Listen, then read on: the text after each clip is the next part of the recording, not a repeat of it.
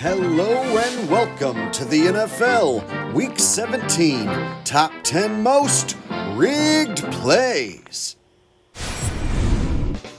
Welcome back, disgruntled sports fans. Another week, another Top 10.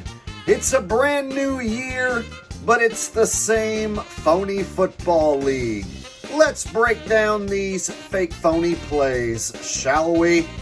We got the Colts playing for their playoff lives, and they're losing. Old man Flacco has to make something magical happen, or the Colts' playoff hopes are going to go up in smoke. Hey, it looks like you got two wide open guys right there in front of you. Old man Flacco, why don't you throw it to one of those two wide open guys right in front of you? Old man Flacco has a better idea. Instead, he's going to throw it way over his intended target, right to the Giants, effectively ending the Colts' playoff hopes. Now, I want to show you one more time. He had this guy wide open, who would have been a better choice. And this guy's wide open as well, but old man Flacco puts it just where the Giants can get it. And the Giants can get it only. And like I said, the Colts' playoff hopes are over. The Giants coming up with an upset victory. So here we got the Cowboys and the Eagles. Cooper Rush has been told to throw a pick on purpose, but he's not very good about disguising it. For instance, he has this guy wide open, but he decides not to throw it to this guy. Instead, he decides to throw it to this guy who's in triple coverage.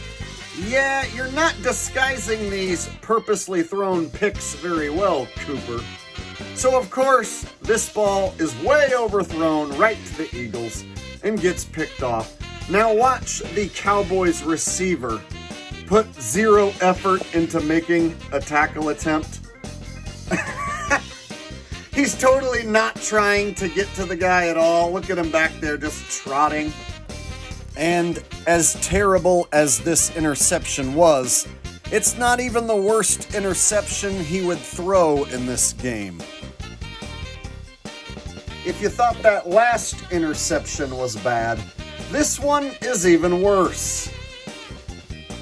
So on this play, Cooper has plenty of time in the pocket, and he decides to throw it right into double coverage, right where his man has no chance. Shocker, this one gets picked off. And again, the receiver puts in no effort to try and make the tackle. And then, this big offensive lineman, he comes rumbling over, looking like he's going to make a tackle. He's actually got the angle, so he reaches out, gives a little two-hand touch brush attempt on his back, nice and softly, and then goes down like a sack of crap. Meanwhile, this Eagles player here just takes it to the house, no problem. So Cooper Rush throws this pick six, and the Cowboys had no shot at winning this game. So here's another angle which shows you Cooper Rush was looking right at the defender the whole time. Watch this. Cooper Rush looking right at the defender, right there. Throws this ball into double coverage where only that defender can get to it. And then, of course, nobody makes any effort to tackle this guy. You got Fat Man right here coming over. Get him, Fat Man! Good job, Fat Man. You really gave him the two-hand brush touch there. That's really going to inconvenience him on the way to the end zone. This Colts and Giants game was by far the most scripted, phony game of the entire Week 17 slate of games. There were several plays for me to choose from. Several plays made the list, this being one of them. So here you got the kickoff return to open up the second half by the Giants. Let's look at the effort to make a tackle. You got one guy coming in from this side. You got another guy coming in from this side. Both of them sticking out one hand only. Both guys fail and then crash into each other. And then, of course, we got the kicker. And everybody knows that kickers are good for nothing. You can never ask a kicker to make a tackle, because if you do, this is what happens. Yeah, great job, kicker! All you had to do was put in just a little effort. Maybe you could have slowed the guy down a bit.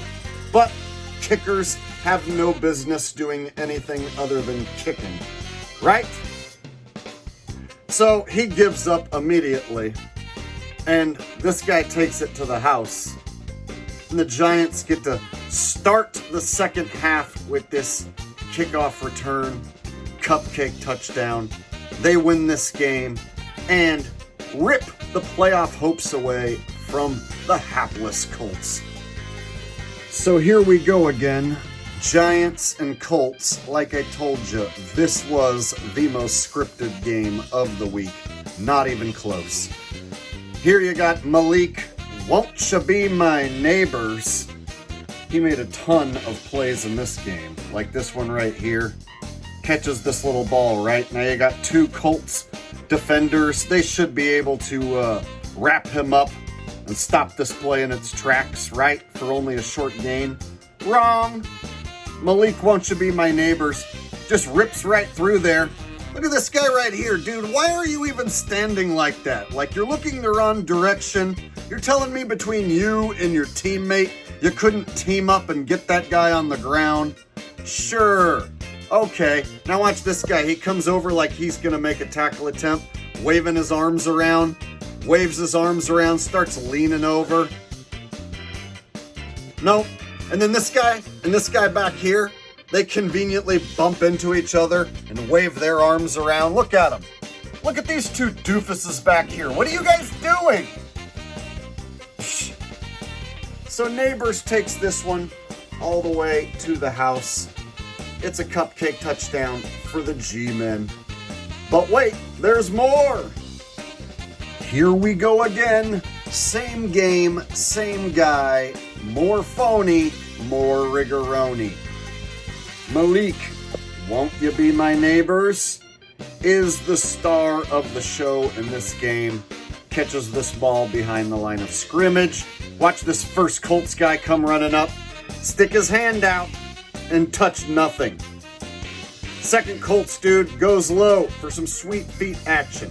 Completely whiffs. Trips up his own teammates a bit and slows them down. The last guy looking to make a tackle here on Neighbors. He's going to go for some of that sweet feet action as well. Grabs hold of his legs, taking a whiff of his feet. How do them feet smell? The sweet smell of defeat. So he lets go of his feet, and then Neighbors is let loose, running free to the end zone. This guy torched the Colts all day long. Giants win. Colts are done for.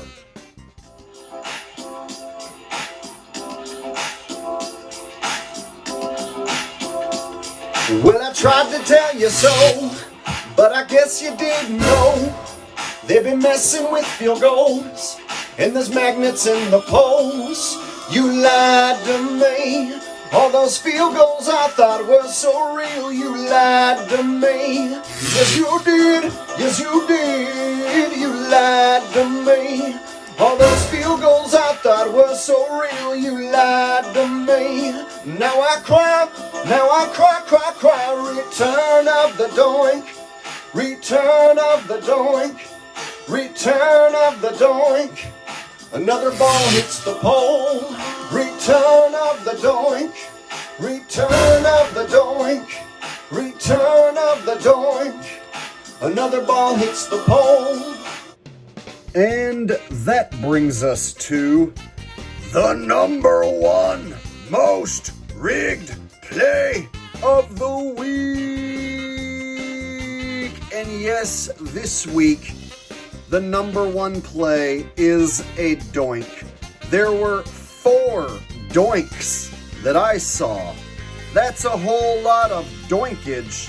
What are the chances that these balls are banging into the uprights 4 times in the same week, twice in this same game? And the reason this one is number one is because it's clear. These balls are being manipulated in midair. I'm going to put this one in super slow-mo, and I want you to watch. The ball's kicked. The ball's up. It's headed straight down the uprights. This is an indoor stadium. There is no wind. You can see that the flags on both poles aren't moving at all. There's no reason that ball should hook left or right. In fact, it's impossible to kick a ball straight 20, 30 yards like that and then have it suddenly start hooking without the assistance of wind or technology. And that's exactly what's going to happen with the assistance of technology. The ball suddenly, right about there, starts heading towards the left upright. And then it drills the center of the left upright. Bounces back. It's no good. This is the smoking gun proof that the NFL is rigged, scripted, manipulated by technology. Back in the 60s, 70s, 80s, 90s, and early 2000s, doinks were rare.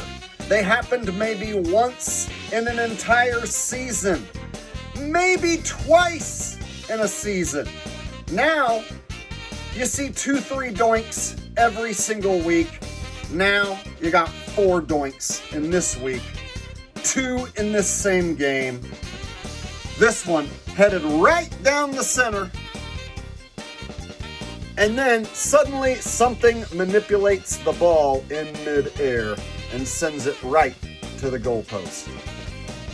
So my theory is it's not just magnetic technology. I think there's some sort of machinery, some sort of mechanical gyro of sorts in the ball.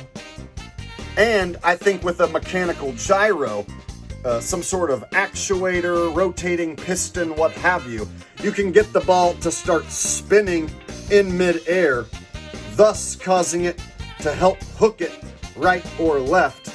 And I think if you use this mechanical gyro in conjunction with magnetic technology, you can control whether the ball goes through the uprights, misses, or bangs into the uprights.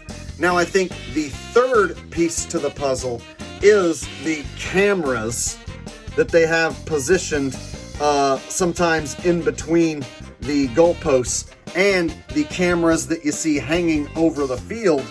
I believe this is some sort of high-tech, military-grade missile guidance technology, and I believe it's the same technology that the NBA uses. So think of it like this. A kicker is basically there to put the ball into flight. He has no control over whether it's going in or not.